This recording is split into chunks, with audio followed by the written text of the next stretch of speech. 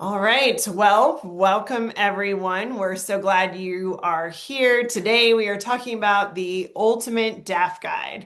So, how nonprofit leaders can scale generosity through DAFs. My name is Karen Houghton, and I'm the CEO of Infinite Giving. I'm an investment advisor for nonprofits. I'm a board member, and yes, I'm a former executive director of a nonprofit. So I've done the fundraising side as well. Also, I'm the author of Funding Your Mission. So it's a modern guide to nonprofit finance. I've got one right here. You can buy it on Amazon and Barnes and Noble. But if you enter a question today in our webinar, our head of marketing, Lauren, is going to be picking a winner and sending you a free copy. So don't be afraid to enter in any questions. You can find the Q&A at the bottom there, and you'll enter that. And I like to answer them as we go. So we'll be checking that out and we'll do our best to address questions. So don't be afraid to participate there. Today we're talking about a source of philanthropic funding that has become increasingly important for nonprofits, but is still surprisingly misunderstood. So donor advised funds, also called DAFs. And I am joined today by Liza Carballeira to share her knowledge with all of you here today. She is a delight, and I'm so excited to spend this time with her. Liza has more than 20 years on both sides of philanthropy. So she's worked inside nonprofits, just like I have, making the ask, building donor pipelines, planning galas, working with boards. But she's also spent a good bit of time working for a major donor advised fund sponsor. And that's where she got to see what actually happens behind the scenes when a DAF grant is recommended. Today, she's the founder and principal advisor of Epic Philanthropy, where she helps nonprofits like you build the strategy and messaging to attract the DAF donors. And it helps give the giving partners more intentional and proactive in their generosity. So, Liza, welcome. We're so glad you're here. Thanks so much for having me, Karen. I'm really excited to have this conversation with you. And my years as a development director and then later at the DAF sponsor really showed me that there's this disconnect between nonprofits that need funding and donors that are looking for vetted and impactful organizations to actually give to. And that gap is what led me to start Epic Philanthropy. And so I help families move from reactive giving to proactive philanthropy and then equip nonprofits with DAF education and strategic consulting. And all of that is actually what kind of got me started on a workbook. It's now a workbook. It wasn't intended to be, but it's called Activating Donor Advised Funds for Nonprofits. And so kind of what started as a small side project kind of blew up into a complete like 12 strategy plan for DAF fundraising. And it's looking at it a little bit differently, the cultivation and the stewardship of DAF donors. Yes, I'm so excited because you have a really unique perspective, and I know you and I have chatted offline Mhm. a lot, and so excited to bring that conversation here today. So I've got lots of questions for you, but before we dig in, just want to take a step back and look high level at some of the stats about deaths. So it's a lot. It's why it's all top of mind for us today. So there are roughly 3.6 million DAF accounts. So these are our generous givers or philanthropic donors who hold a DAF account. So 3.6 million people, and it's holding roughly $326 billion.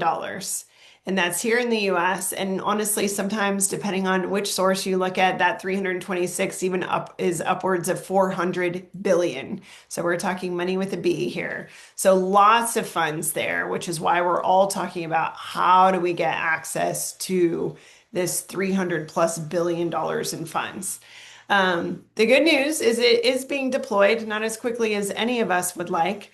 But I know in 2024, nonprofits received nearly $65 billion in grants from DAF. So even though we see the balance is growing, people are deploying them.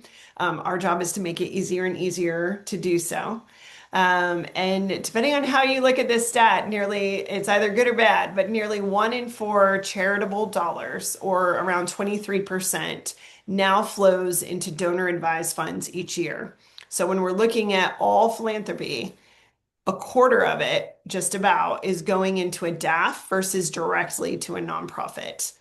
So Mhm. we all have big feelings about that, and I'm sure we'll get into that a little bit, but just want to talk about And then of course that figure measures money flowing into DAFs, not always money granted out. So we're finding that balance there of like how much is going in, and right now it far exceeds that. So then we're thinking, actually, well, let's keep going. Thanks. So 69% of DAF grants are also under $1,000. So we tend to think of them as large gifts. And trust me, some of them are. But the majority of them, because you have all of these small funds popping up, mostly I think education is needed and awareness, and people just know, oh, this I'm supposed to have a DAF, or DAFs are great. They're great for donors. They're harder for nonprofits, which we'll get into. But 69% of those are actually under $1,000. So more than half are under 500. So it's not just a major donor game. It just applies to a growing group of donors, both small and large. Liza, when we're looking at like high level, some of those numbers there, what's your gut response? Like, especially that last slide, when you see how much money is in that $326 billion dollars, what's your first gut feeling about that? Yeah. I mean, if you only bring up DAF giving with your high net worth and ultra high net worth prospects, you're missing out on non-major donors who are already giving through a DAF. A lot of nonprofits just assume that DAFs have really high account minimums, and some of them do. I've seen some that are like $25,000 minimum, but a lot of them are a $0 minimum balance or like a $50 minimum grant. So it is a tool that's very accessible for all donors, not just wealthy ones. And that's where I'm seeing that 69% is learning how to tap into those DAF donors, because donors that are giving you under 100 or under $1,000 now, and they continue to give that. Studies have shown that the reoccurring grants are increased up to about 96%. So it's something to pay attention to. Absolutely. Amazing. All right, so let's start at the top and just go really high level. Tell us, what's a donor advised fund and why should a nonprofit care about it? Although I think we kind of just established why they care because there's a lot. But tell us what it is and why they should care. Yeah.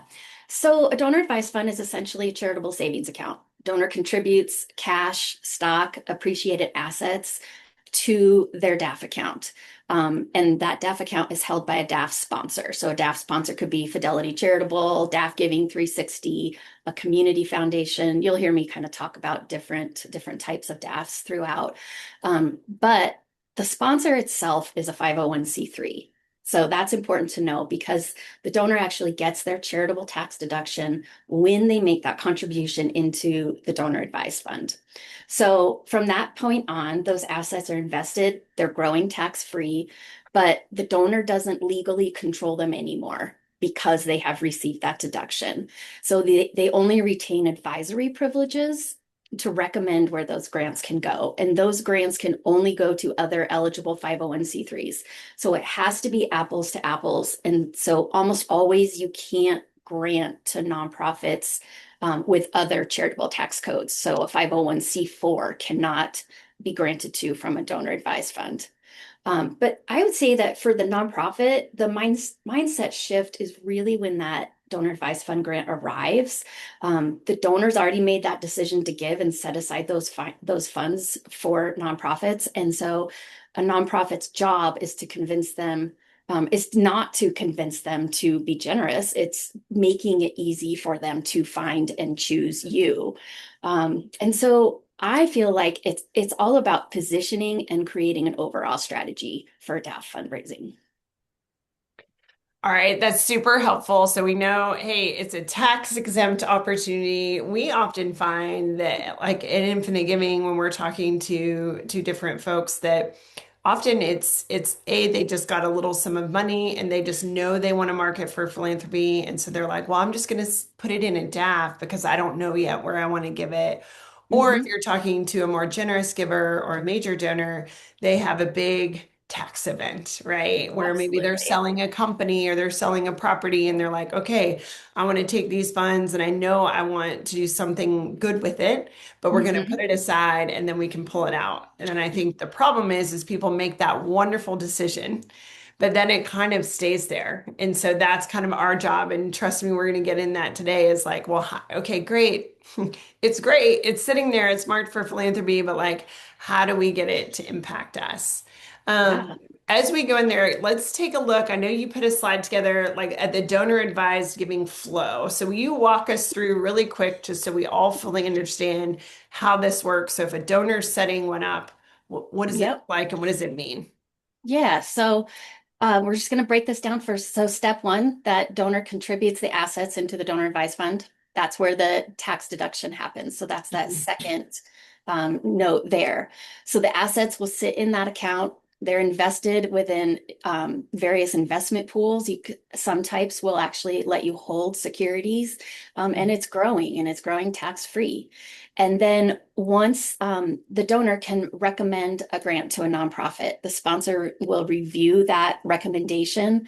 In the vast majority of cases, they will approve it. But when it doesn't get approved, it's mostly like if the designation is not allowable or the nonprofit has lapsed in its tax exempt status, or they're a different type of nonprofit than a 501(c)(3).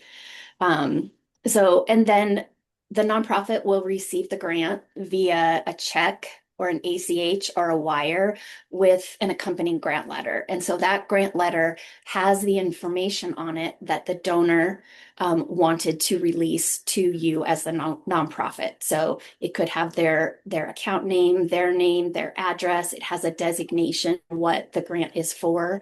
It will also have some information about if it's in honor of anybody or in memory.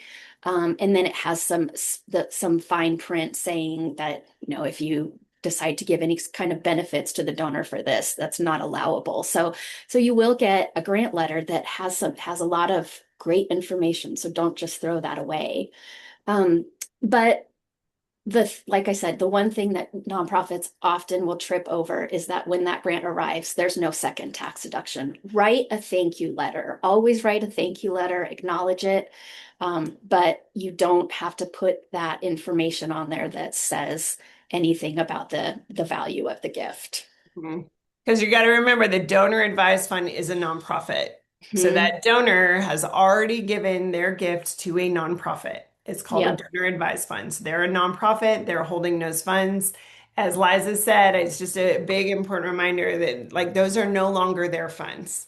So sometimes what happens is if a donor passes away, what happens to that donor advised fund, right? So depending on the Exactly. holder, I mean, there's several hundred DAF holders at this point in the US, and they're popping them up like crazy because there's over 300 billion. So there's a concentration of like the top eight or so, but there are hundreds of them.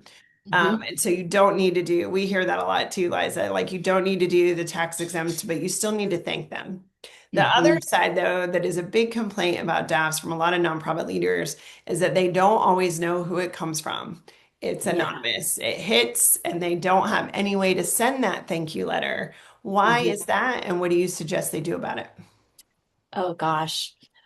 So I mean, I would say that people automatically think that using donor advised funds is a way to just that it's used just to remain anonymous. And yeah, there is a way you can be anonymous by using it. Like I said, I think I said this earlier that about 96% arrive with some kind of identifying information. So it might have a donor name, a fund name, a recommended by note. Um, you can look back at conversation history. Did you speak to somebody about a certain program recently and told them that contribution in the amount of, let's say, $10,000 would make X, Y, or Z happen? And so kind of do your inner Sherlock Holmes and do some detective work. But like I said, a high percentage has some kind of identifying information, and you just have to work and cross check in your CRM, look for addresses, look for certain numbers. There's certain donors will automatically give in multiples of certain numbers. So look at patterns and things like that. You have to do your detective work. Yeah. And they can choose to give anonymously because I know sometimes major givers are like, no, I just want to give through my DAF because I don't want to be bothered and I don't want to be put on an email list. And so do your due diligence. But if you can't find it, they probably wanted to be anonymous, right? Which as a development officer is so difficult because you're like, no, I want to build that relationship. It But is. that does happen. Um, Yes. one of the questions that we get a lot is, should a nonprofit have a DAF? That's a good question. We're gonna I've got go, lots of big feelings about it. What do you think? yes. No. I agree. Yeah. I mean, a DAF is designated for donors. It's there for individuals, families, sometimes companies to contribute assets over time. And if a nonprofit were to hold a DAF, I mean, I think it would be almost a conflict of interest because they could be advising grants to themselves or other charities. Um, and and I do know that if a grant is recommended, and say I'm a staff member at a nonprofit and I recommend a grant to my organization, I will likely have to sign a salary disclaimer saying that none of my donation is going towards my own salary. So kind of Mm, works the same way there. So how do you yeah. feel about it? What is your thought on that? Yeah, I'm the same. I think it comes really well intentioned, and I know different DAF providers are, I've heard people being like, oh, but we can have a white label DAF that's like a XYZ nonprofit DAF. And although Mm, there are a few circumstances where it does make sense, as a generalized response, it's for tax exempt status. If you're a nonprofit, you already have tax exempt status. You don't want to give ownership to somewhere else. And then right, again, who are you making grants to? Just because there's a label on it doesn't mean that that donor can't make requests to go to other organizations. right. So I hear it less these days, but occasionally that question does pop up. So I just wanted to address it. Yeah. Again, it's for tax exempt status. You want those gifts to come to you. So when the nonprofit has control over that, you want it to come to you and go ahead and direct that.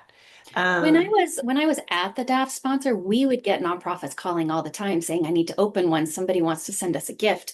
But I think that they're thinking of it like brokerage. Like yeah. they have to have a brokerage account to accept a stock transfer.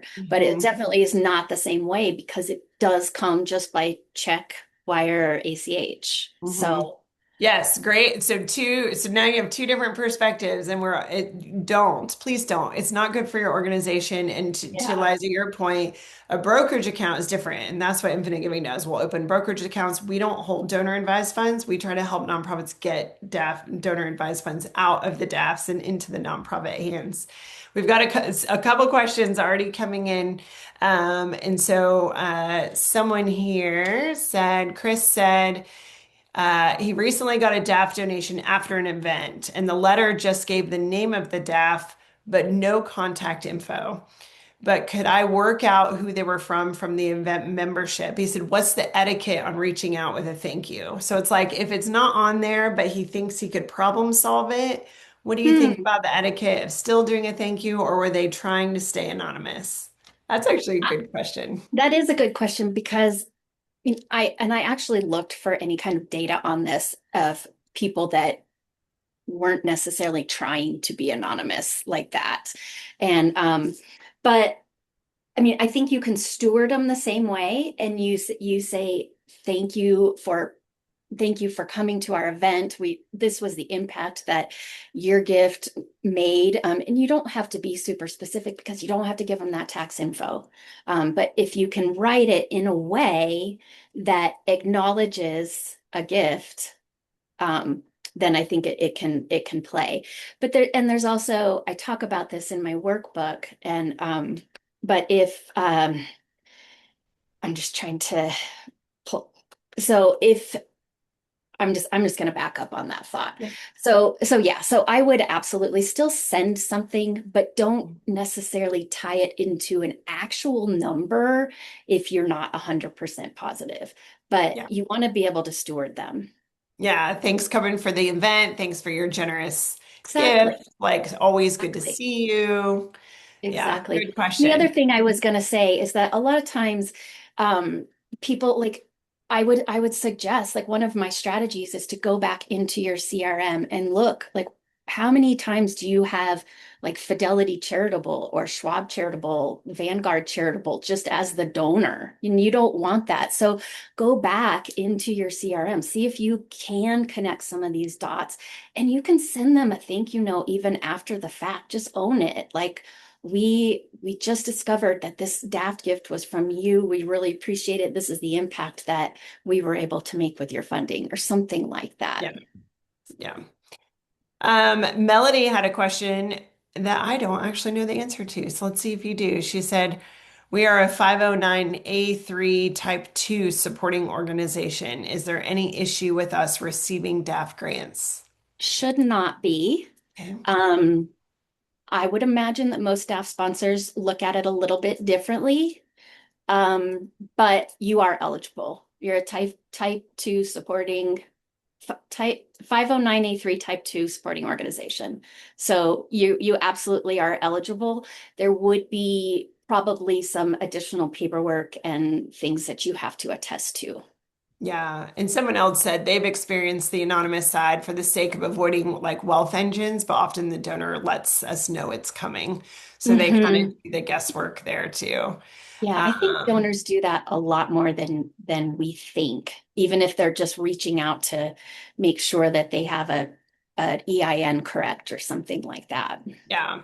There's a few other good questions. So as y'all are putting questions in, we're good. If I'm not answering them live, it's just because I know that we've got the answers coming. So hang with us there.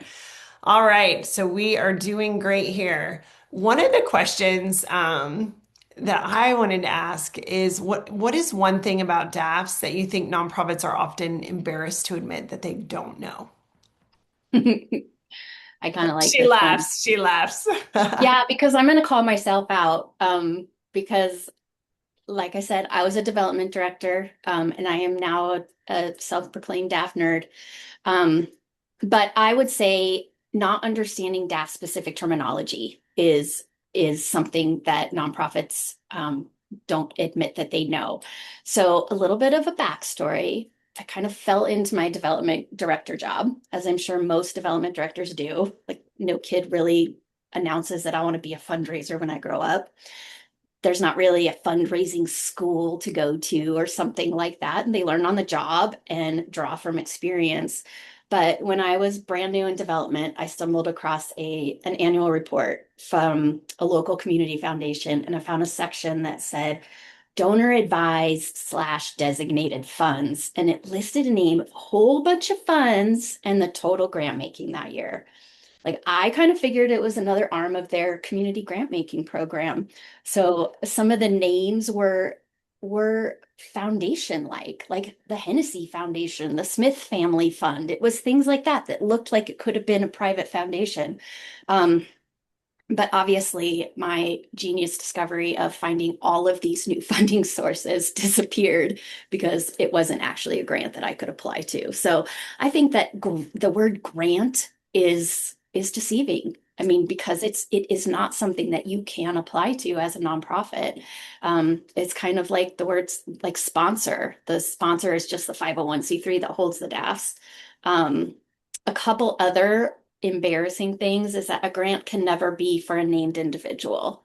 So as a nonprofit, you can't say, please recommend a grant out of your DAF to support the Liza Carballeira scholarship that goes to Liza Carballeira. You can't do that.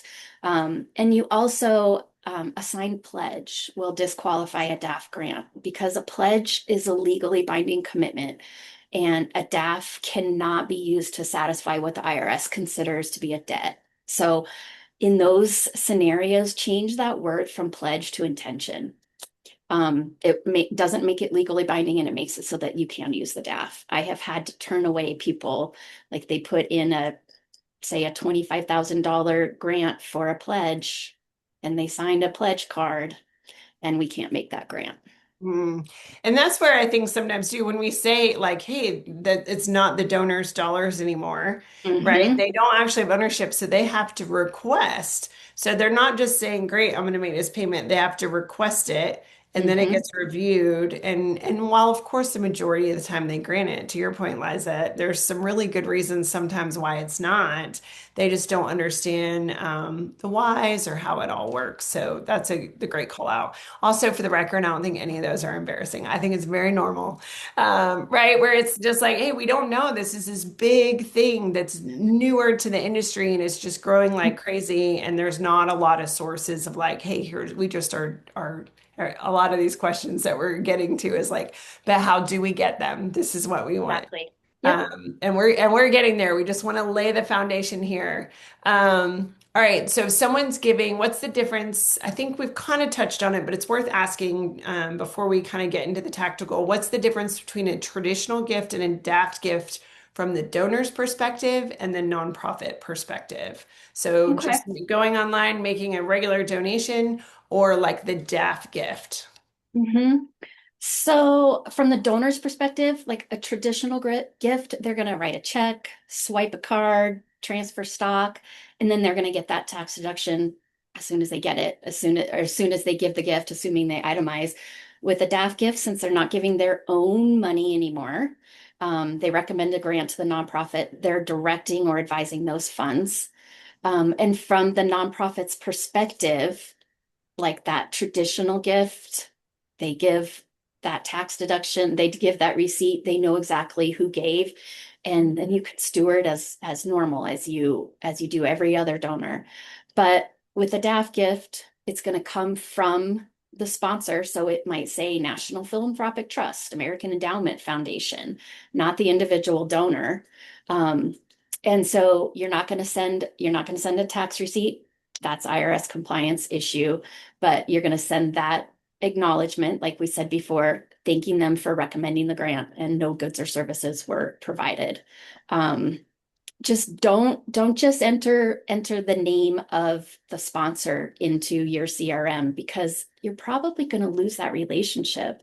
If you can identify the person behind that grant and steward them, it's going to be very different because they're also not looking for the December 31st tax deadline. They can give their money whenever. So these are really good kinds of donors to tap into, say, in the summer or for an emergency situation because it's not really affecting their bottom line anymore. Mhm. Yeah, it's a great call out. And I think a big piece of this is also understanding like how we're getting these funds because again, it's we're not always asking for them. And then they're growing. And I think a lot of people are like, oh, well, DAFs, like they have buy downs, it's required, and it's actually not, right? So for foundations, they have a 5% buy down requirement. There's actually very little to no legislation around donor advised funds. Most of us, even in the space, were like, great, it's a wonderful vehicle, but also, ooh, like we should probably introduce some legislation. There's been some bipartisan attempts, it's not gone through, and it's Right. it's become an incredibly powerful engine. Again, $326 billion marked for philanthropy, not being deployed, not having requirements for it to be deployed at a certain time. So you have a lot of people making money off of these as Mhm. well. And so it's a really interesting time where I think us as fundraisers are just like, okay, we've got to do it. And so I know this is kind of what I'm setting you up for is it's as we get into this, that's the big question is what do we do to attract the DAF donors? And I know you have 5 non-negotiables for DAF fundraising, which I love. So I was hoping you could take a minute and walk through these with us.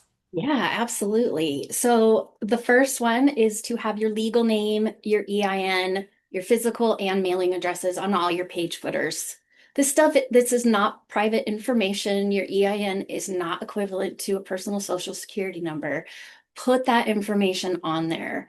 Don't bury it. I spoke with somebody just yesterday and I was looking for their EIN before the call, and it was buried in a matching gift page. It's the only place I could find it. So don't bury it. The first thing a donor or advisor checks is to confirm that you're real and you're verifiable. And DAF sponsors will also check this information before processing anything. So that's the number one. It's very simple. Second one is create a dedicated DAF resource page. Title is something obvious like giving through your donor advised fund. Explain it in plain language. It's going to serve both the donor that wants the instructions on how to give to your organization, but also for the wealth advisor that's looking just for more of a credibility check. So make their job easy. And then it's also really, really important to have direct contact information for a staff member that is trained on donor advised funds and can answer questions, because you will get calls from DAF sponsors inquiring about something that could have been put on a grant recommendation and they just need some more information. And make sure that you get back to them. That's another thing. Third one is to add DAF giving in your main navigation. So that dedicated page isn't going to do any good if the donors can't even find it. So don't bury it again. Call it something very obvious, just so that people know that you are prepared for DAF gifts. And if that information is buried, donors and advisors will assume that you're not eligible and move on.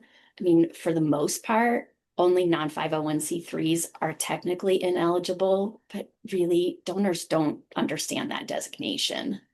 Um, Fourth one is make the major DAF sponsor portals easy to find. So you can trigger their memory, have links with logos. You can put different widgets. There's one called DAF Direct that's available, and there's another one from a company called Chariot that can easily connect your donors to their particular DAF providers.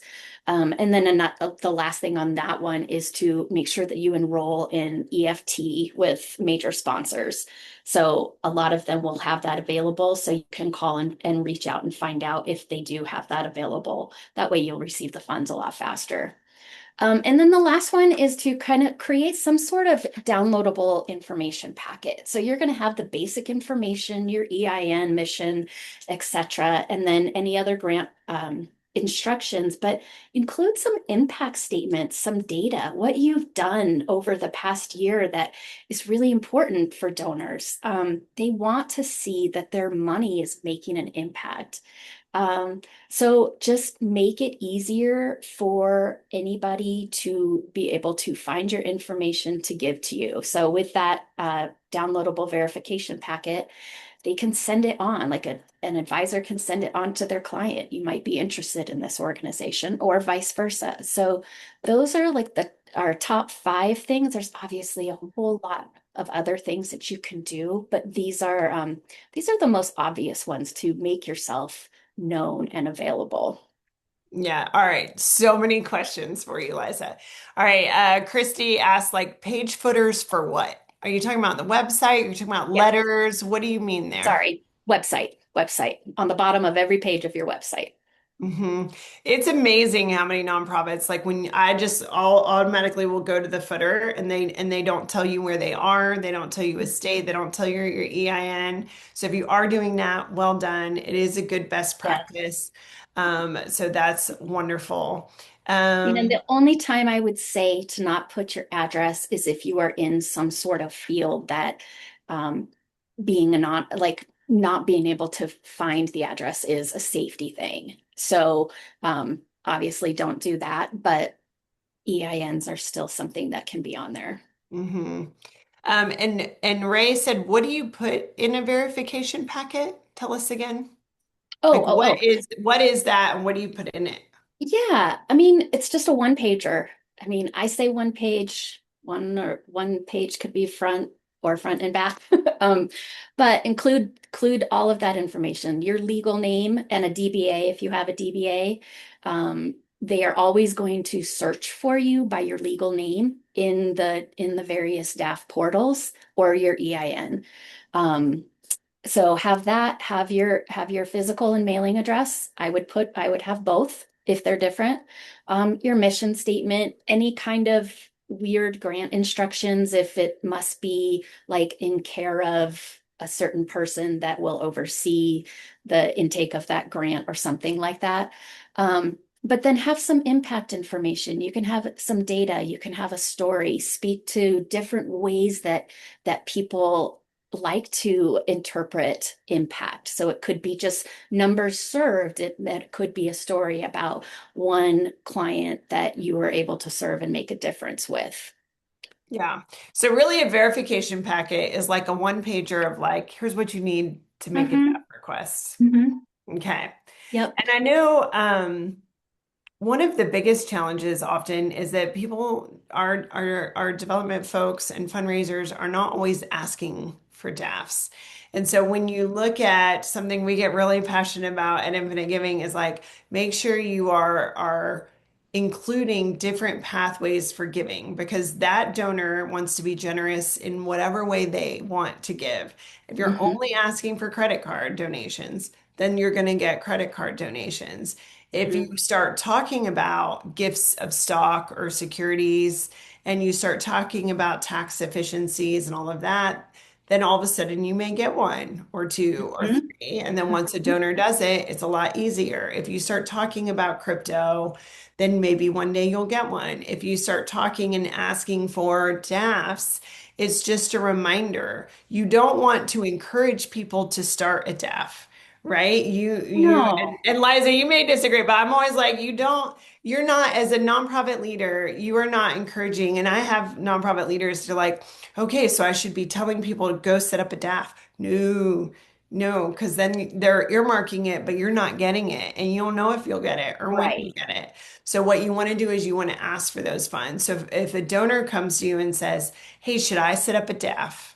Mm-hmm. I would say you could. There's certain tax reasons to do that, but you can actually get the same tax deductions by giving your gift directly to us. What type Absolutely. of pathway would you like to give? How are you thinking about your generosity? And maybe they're like, well, I've got all these stocks and I want to do that. You're like, great, we can save you up to 37% in capital gains taxes. We Mm-hmm. can go ahead and do this. And then open up those pathways and have that conversation. The DAF conversation sorry, and side note for that too is that's where endowments can come into play, right? If they want to give a big gift, but they want a legacy gift, DAFs are invested and they Mm-hmm. grow and they pull funds down. Endowments are invested and you pull funds down.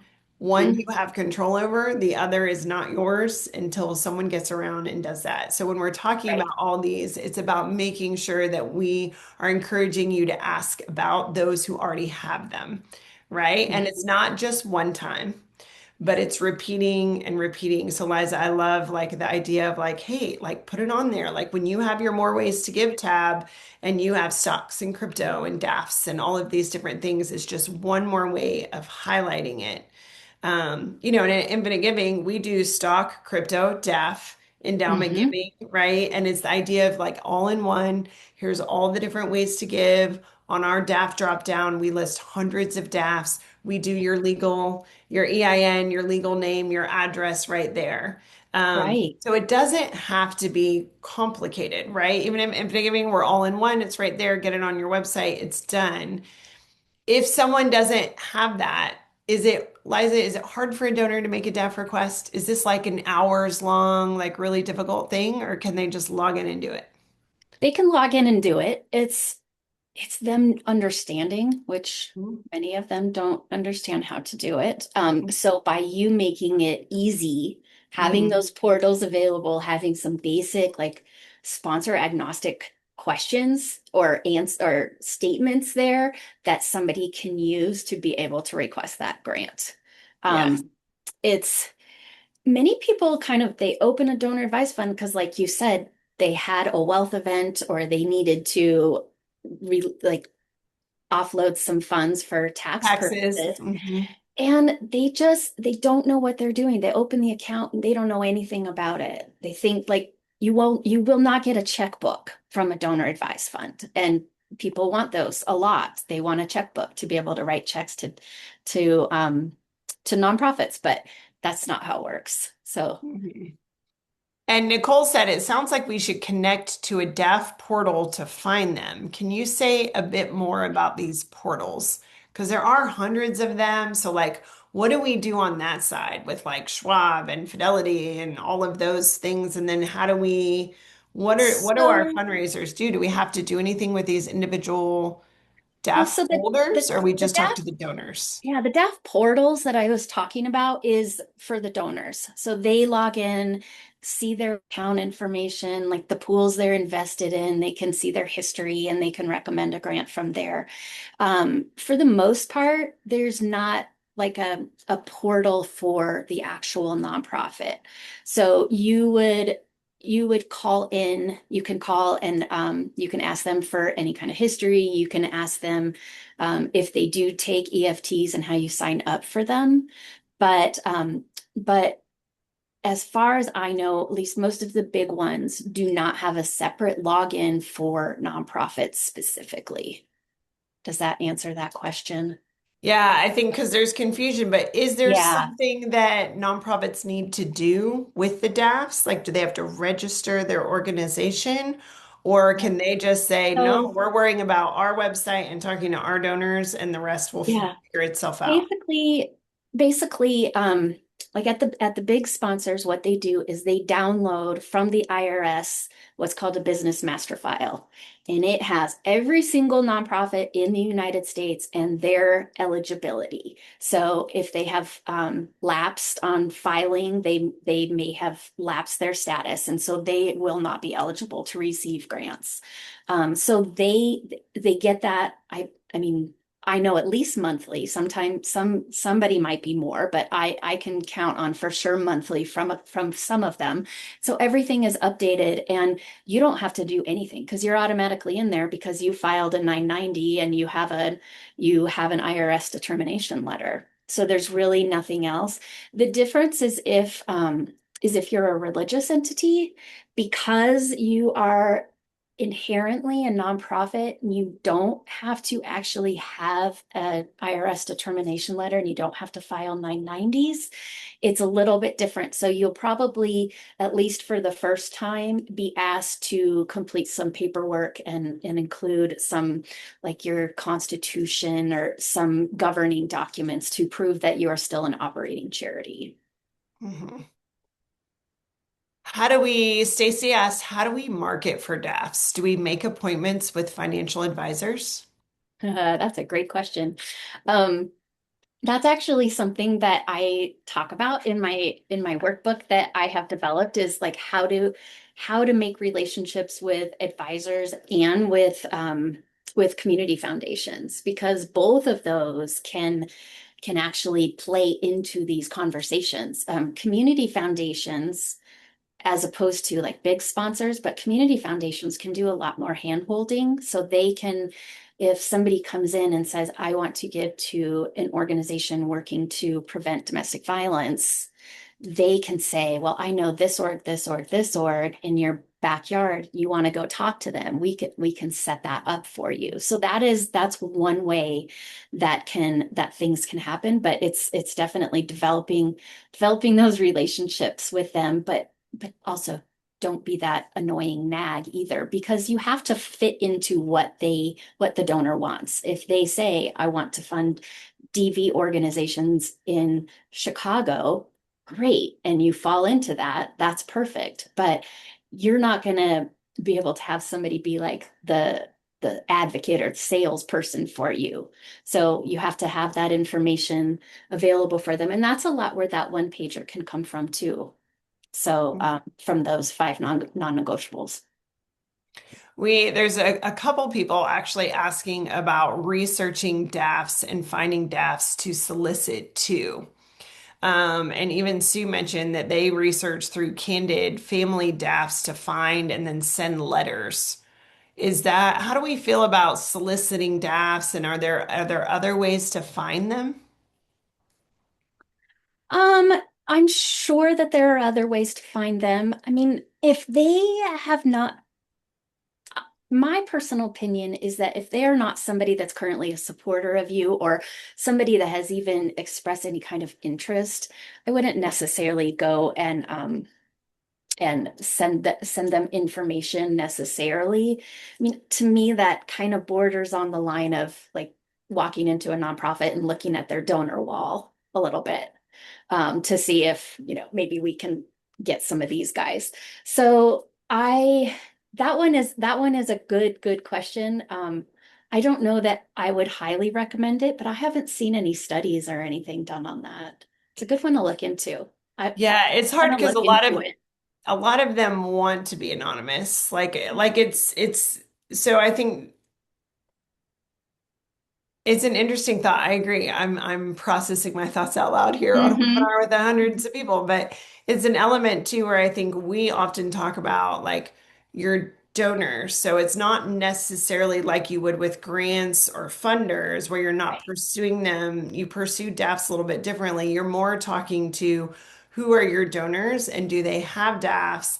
And then Hmm. giving them reasons to actually do the work because there's no urgency to buy down those DAFs because Nope. they already got their tax exempt status. They've put it away. Exactly. Actually, there's a question in here that someone entered where they were like, who was this? Sorry, I'm going through where they were like, sometimes people forget them. They were like, what do you do for the people who maybe gave, I said, do you have best practices guide for individuals who've donated to DAFs and then have forgotten they have one or don't know how to do it, right? And we did talk about Yeah. like that one pager, having that one Uh-huh. pager that you can say, hey, if you have that. But again, when they forget it, it's your job as a nonprofit to say, let's make it accessible. Is it on your website?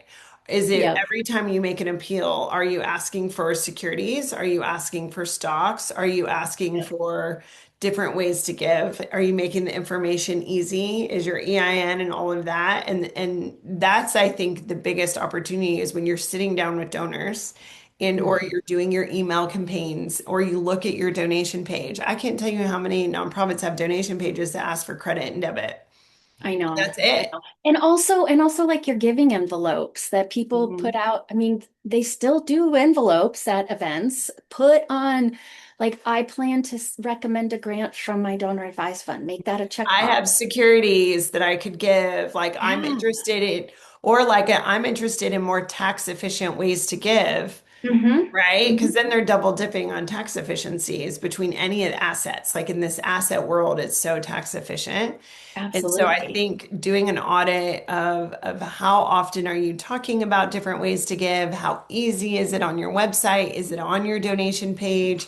Is the information they need available? Those are to me, it sounds like Liza and I both agree, like the first best step of trying to solicit more of these. Absolutely. Um, I know Gee, we make have just yourself a little available. over 10 minutes left, and there's a lot of questions in here. So I'm going to try to get through a few more, and then we'll close Okay. out with kind of our next best steps. Um, so we say, oh, actually, well, Sue actually just threw out there. She said the letter we send to DAFs is only to introduce us to a DAF that is given to similar organizations, not Well, asking that's for money. great. That's a great That's idea. actually really clever. Thanks Uh-huh. for saying I that, really Sue. like that. Um, Here's an anonymous attendee. Can a donor use DAF funds to pay for a gala sponsorship? No. Mm, Well, you can if you waive all benefits, and that also means that you don't attend. If you want to attend, you can buy a separate ticket from a separate source of funds, but you can still have a table.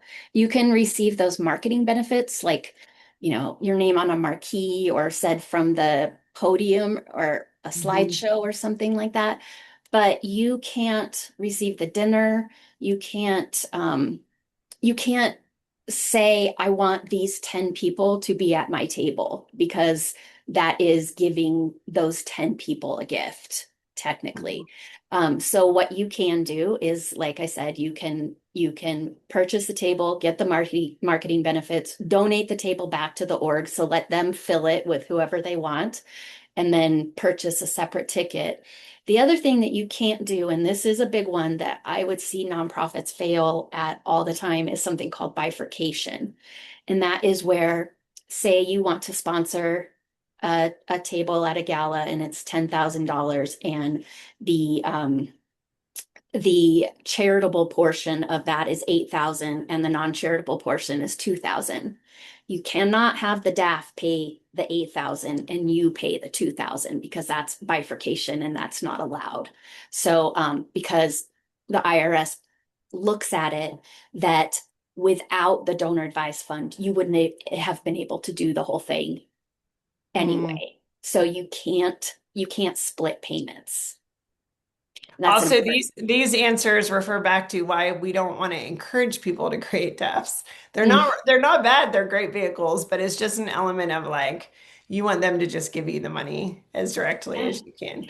And it's Um, just like, I mean, they're there and they're funded, so we have to work with them yeah. because they're there and Yeah. they're not going to go away anytime soon unless legislation changes. But yeah, I mean, obviously, if they would rather give you 100 shares of Google, absolutely take that. Yes, and we'll help you with that. 0% Yes. on transaction fees. Actually, and you had mentioned Chariot. Do we want to touch on transaction fees and kind of how these requests work and just different players in the space? Yeah. So Chariot, and I don't have a lot of experience with them, but it's a widget that you can put on your website. Same with DAF Direct. And it connects you to And various infinite giving. and Infinite Giving, I'm sorry. But it connects to various donor advised fund sponsors. Um, but there is a fee for the nonprofit or for the donor on some of them. So is that a good trade-off, having like paying a little bit of a fee for that convenience and getting the gift probably faster? It definitely is a trade-off. I mean, it's a couple percentages, I'm sure, right? I don't know what the percentage is. Yeah, there's variables in there. I just think sometimes we think we have to have that. So like DAF Direct is, a different approach. Ours has zero transaction fees. There's different ways they do different things, right? Yeah. But as you're thinking about how you do it, it's just something that I think sometimes nonprofits are like, oh, it's free. But a donor can go on and make a DAF grant in less than 5 minutes as long as you give them the information and you ask for them without difficulty and at 0% transaction fees. So it's just something to balance and say, does that donor want to pay 2%, 3%, whatever that percentage is of that gift? Um, Right. and then are you giving them only that portal where it is going to take a Mhm. transaction fee? So Is there not again, another option? there's pros and cons, but just think through that because I think sometimes nonprofits are like, oh, it's free to me. But then if it's not free to the donor, does the donor want to pay that? And then is that going to be applicable to them or not? So Well, there's and does it always pros and deduct from cons. will they deduct that fee from your end donation? Hmm. You don't want that either. Um, yeah, So so it yeah, it's your depends on. choice. They're all great, but it's just things to think about as you're doing it and as you're exploring your different options. Okay, I've speaking seen about, oh, go ahead. Sorry, I've seen different nonprofits put like different logos of sponsors on their website, and then you can click and then it goes directly to that particular grant portal. So that's an option too, without having to have a third party widget on your website. Yeah, that's a great point too. Speaking of legislation, someone said, do we predict legislation in the future that would require DAFs to disperse a certain percentage of assets annually? Because that volume of donors sitting dormant in DAFs doesn't serve the donors or NGOs. It only serves the DAF holding companies, which we I agree. We have such big feelings about it. Yeah, I definitely have big Yeah. feelings about that. I Mhm. mean, I don't know. There's Yeah. been pending legislation for a long time. Mhm. And I mean, one thing that I've run across is that, sometimes like financial advisors, they may not be super excited about a DAF because that reduces their assets under management. When I spoke to somebody the other day, they said something like getting paid on the amount getting deployed. Like that is better. Like that is Mhm. actually getting the money out there. I I mean, like that. in my opinion, it's like it's not really the tool that's the problem. Like a donor that opens a DAF for tax purposes only, never grants from it, is doing something entirely different than a donor that's actively using one as a giving tool and like being responsible about their giving, like having a giving strategy and and just a purpose for their donor advised fund. So that's Yeah. why that conversation, the stewardship conversation really matters. It does. And again, to your point, DAFs are great. Like it's tax efficient. It's a way Mhm. of giving. It's just, we're also trying to acknowledge the other side, right? Of like, yeah, we're seeing this Absolutely. problem in the industry and how do we do it? So we're trying to give you the tools to make the asks a little bit easier. I mean, I would Um, love to see legislation saying that a certain percentage has to be given away at a certain time. So maybe you have yeah. 10 years to give away each amount or each contribution amount, something I feel like like that. if foundations have to do it, DAF should have to do it. But 100%. Absolutely. all right, we have a nonprofit consultant on here who works with a church that takes annual pledges as part of their tithing. Should we Mm. recommend that they inform congregants that they cannot pay those pledges through DAFs? I would just change the language. Just say that it's an intention. When you Um, say that, what do you mean? so instead of having them sign a pledge card that says, I pledge to give my church $1,000 a month equals $12,000 a year, make it like I intend to give my church $1,000 a month. Um, that doesn't make it a legally binding commitment. Great. Yeah, there you go. That's a nice little nuance there that's really Yeah. important. Yeah, it's just a Um, word change. yeah. And how common are DAFs becoming for non-wealthy folks? Are you seeing income level trend for most DAF account owners? I know we touched on it at the very beginning, Absolutely. but what would you say? Absolutely. And so many DAFs are popping up. Like you said a few hundred recently, and I can't quote the source, so don't quote me, but I heard there's like close to 1,400 DAF sponsors across the country, which is a lot. Um, so yeah, like it's there, the money is there. It's not going anywhere at this point. So as a nonprofit, get out there in front of them, make it as easy as you can to attract those donors and steward them in the way that they need to be stewarded. Yes. All right, let's close. Maybe there's someone watching this who's thinking, "Oh no, we're not doing any of this. We're behind." Or they're thinking about it and they're just like, "How do we do it better?" Maybe Mhm. their website doesn't mention DAFs, maybe the legal name isn't easy to find, maybe they've received a DAF check but never followed up. Where should they start so they don't become overwhelmed? If they can only Yeah. do like one thing, one or two things, what will move the needle the fastest for them? If you can only do a couple things, I'm going to recommend two things and a habit. So the first thing is that visibility piece. Get your information on your website footer. That is number one. Number two is go through your CRM. Identify donors that maybe weren't thanked appropriately and redo that. Thank them for their thank them for their gift. Tell them that you know that this is what they funded. So one sentence of impact, even retroactively, and owning it is great. And then the habit is just mention DAFs in every single appeal. Put it on your envelopes, put it on your website, put it when somebody is making an ask at an event or a webinar or whatever. It just needs to be on everything because, like Karen said, like just remind them that they have a DAF.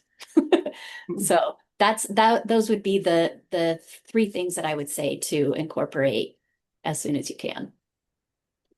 I love that. And those are all things that we can do, right? And I know someone on there was like, how can we just put it into the universe and say, we need DAFs and have it come? And I wish it was that easy. I wish Liza and I could wave the magic wand and just I make it know. happen for all of us. I think it's better for our communities and society if we could. But all of these things that you mentioned are so incredibly helpful because we can start, and those are things that we can do. I think the Mhm. biggest takeaway for me is that the DAF fundraising isn't really necessarily about chasing a new type of money, but about understanding how our existing and prospective donors are already choosing to give, and then how do we consistently ask for it. So, for all Yes. the nonprofit leaders watching, I'd encourage you to ask yourself three questions. As Liza already said, but repetition is your friend. So, can a donor find your legal name and EIN in less than 30 seconds? Is it on your website? Can someone visiting your website immediately figure out how to give to you from a DAF? Like if they have a donor advised fund and they're going to your giving page, are they just seeing credit debit or are they seeing securities, crypto, DAFs, endowment giving, any type of giving that you're accepting? How easy are you making it for them? And then three, when a DAF gift arrives, do you have a plan to turn that transaction into a relationship the best we can? Again, sometimes it's anonymous, but Liza's given us some good tips about how we can sleuth and kind of search and figure things out. If the answer to any of those questions is no, that's okay, but now you know where to start. So, Liza, thank you so much for joining us and for helping us to demystify this incredibly important part of modern philanthropy. I know you have this DAF training cohort. Do you want to really quickly share Yeah. about that opportunity? Absolutely. So I am running an 8-week live cohort training program where I'm going to be working with nonprofits through building their full DAF strategy. So I have a 12 strategy workbook. It's gotten pretty thick. So there'll be hands-on working sessions and office hours, and there's a QR code and a link on the screen. So webinars attendees, if you put infinite giving as one word, you get 10% off through Monday. So, and feel free to reach out with any questions. And Karen, this has been such a pleasure, and thank you so much. Absolutely. And with that, we're at time. So thank you to everyone who's joined us. If today's conversation gave you even one idea to take back, it's don't wait for the perfect DAF strategy. Just start with one action this week. So make yourself easier to find, make giving easier, and then steward the people who choose to support your mission.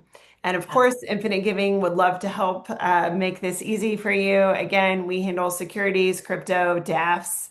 We do the EIN and all of that for you in your giving page. So check out our website and you can schedule a demo or a free call at infiniteGiving.com. But have a great week and we will see you all next time. Thank you for the important work you do. And thank you, Liza, for joining us for today's conversation.